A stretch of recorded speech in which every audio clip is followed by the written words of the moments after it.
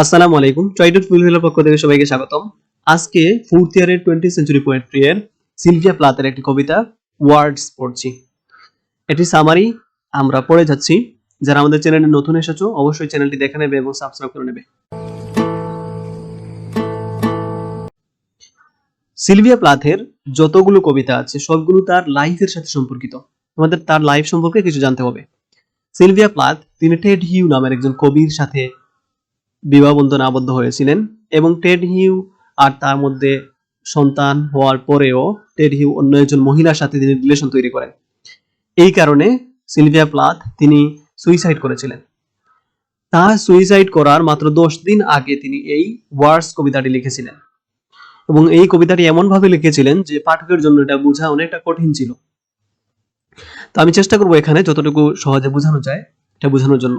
এই কবিতায় Sylvia Plath মূলত হচ্ছে তার যে লেখাগুলো ছিল, কবিতাগুলো ছিল, এগুলো তিনি লিখেছেন। তার যে কবি মাইন্ড ছিল, তার কবিত্ব ছিল, সেগুলো বেঁচে থাকবে তার মৃত্যুর পরে, এগুলোই তিনি এই কবিতার মধ্যে উল্লেখ করেছেন এবং তার লেখার পাওয়ার।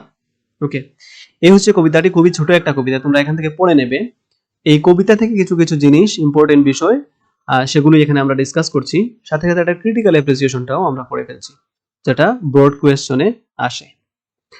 ওকে, এটা আমরা আমাদের স্টাডি গাইড থেকে পড়ছি, এফবিসি এর। Words is a short poem in 4 stanzas of 5 lines each. 4টা স্তবকের একটা কবিতা, যেটার প্রত্যেকটা স্তবকে 5টা লাইন রয়েছে। It is written in an open form with irregular meter and only occasional rhyme. তো এখানে হচ্ছে ছন্দ ছাড়া এটা লেখা হয়েছিল, এটা বোঝানো হয়েছে এখানে। The theme of the poem is the creative impulse of a poet. আর এটার মূল বিষয়বস্তু হচ্ছে একজন কবির যে লেখক মন অথবা কবিত্ব, সেটা। and his effort to write something of permanent value to make him immortal।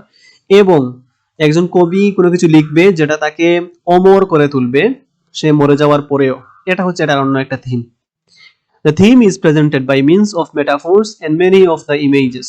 এখানে অনেক উপমার মাধ্যমে এবং অনেক ইমেজ তৈরির মাধ্যমে এটা ব্যাখ্যা করা হয়েছে।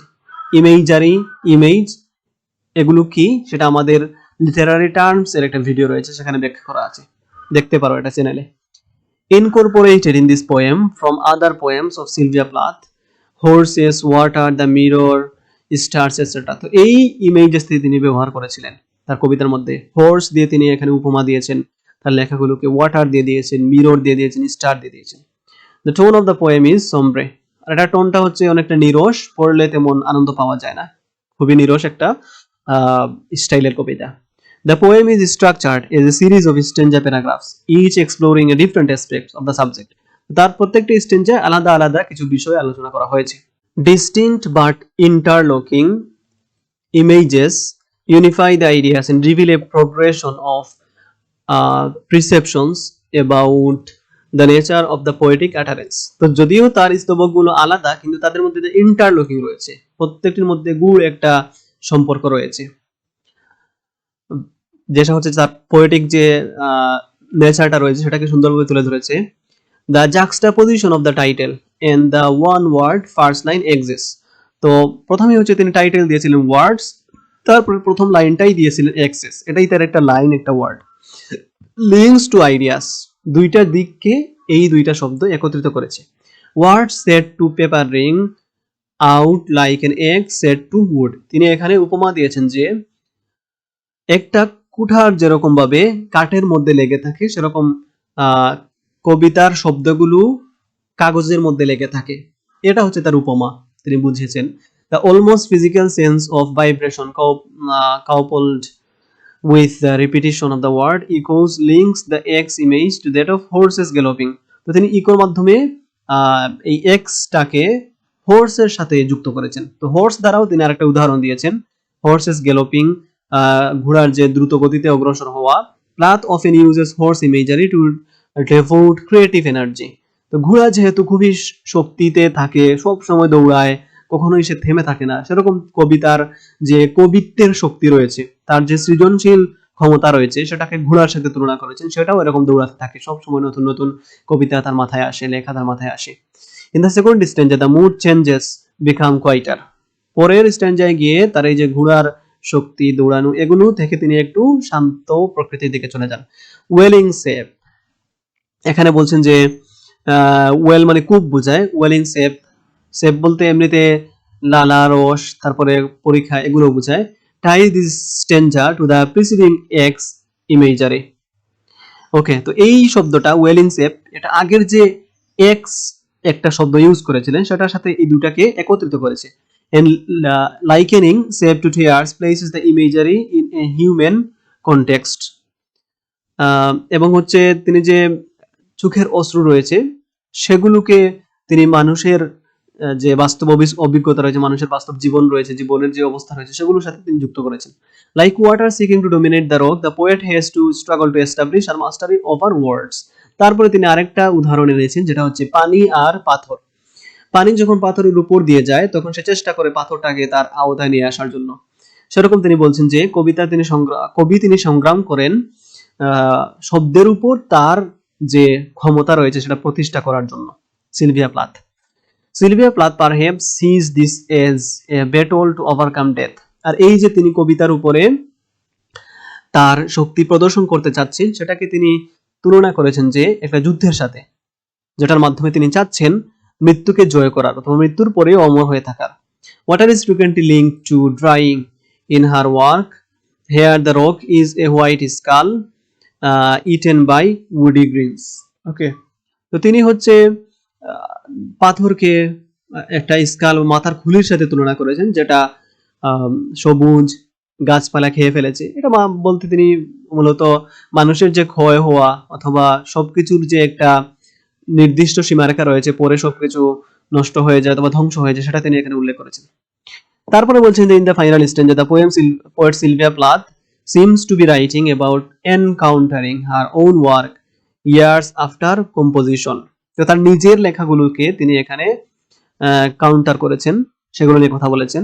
The words have taken on life of their own, they are dry and riderless. তার কবিতা যেগুলো তিনি লিখেছেন তিনি বলেছেন যে এগুলো ড্রাই, শুষ্ক লেখার মতো, এবং রাইডারলেস, যেগুলোর কোনো পরিচালক নাই। With indefatigable hoof taps, তো লাগামহীন অথবা হচ্ছে যে আটকানো যায় না এরকম অদম্য ঘোড়ার খুরের সাথে তিনি তুলনা করেছেন তার লেখাগুলোকে।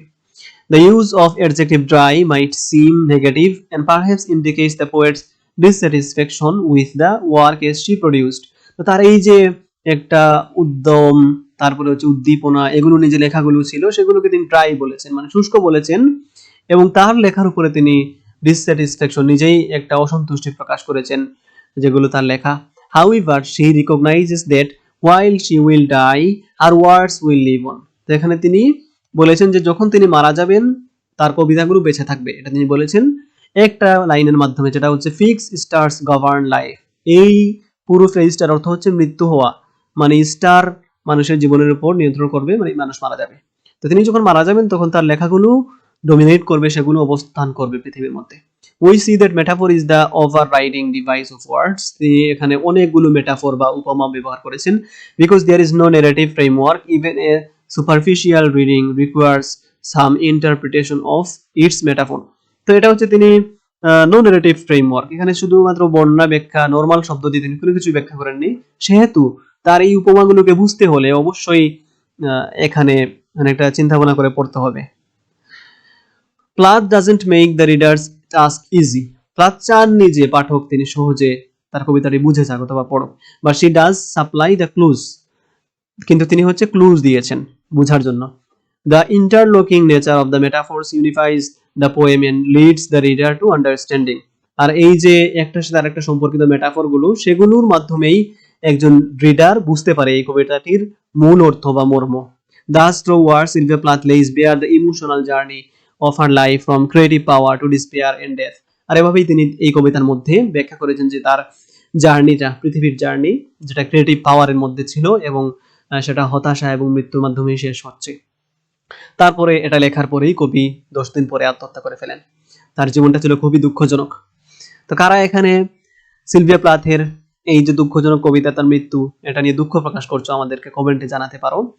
এবং এই লেকচারটি সম্পর্কে তোমাদের মতামত সেটা অবশ্যই কমেন্টে জানিয়ে দিবে, অনেক খুশি হব।